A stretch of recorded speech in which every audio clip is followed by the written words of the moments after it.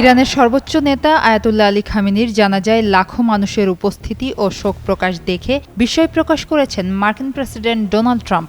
বলেছেন, আগে তার ধারণা ছিল ইরানের মানুষ খামেনিকে অপছন্দ করে, কিন্তু জানাজায় মানুষের ঢল সেই ধারণাকে প্রশ্নের মুখে ফেলেছে।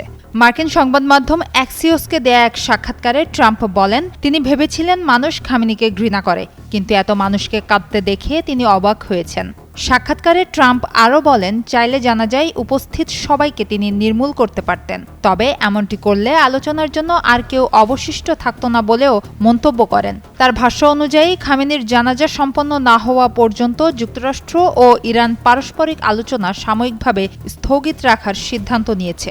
একই সময়ে দুই পক্ষ একে অপরের বিরুদ্ধে কোনো ধরনের হামলা চালাবে না বলেও দাবি করেন ট্রাম্প।